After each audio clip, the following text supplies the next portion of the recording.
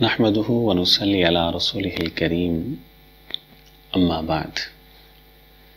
کسی بھائی نے سوال کیا ہے کہ نماز جمعہ کی کل رکعات ان کی تعداد بتا دیں۔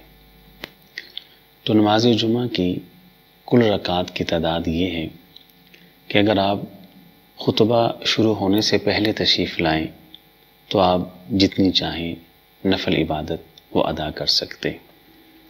اگر آپ دوران خطبہ تشریف لائے ہیں اور امام صاحب خطبہ ارشاد فرما رہے ہیں تو پھر آپ 2 رکعت نماز ادا کر کے پھر تشریف رکھیں گے اور خطبہ سنیں گے، اور اس کے بعد نماز جمعہ کی 2 فرض رکھتے ہیں جو باجماعت ادا کی جاتی ہیں۔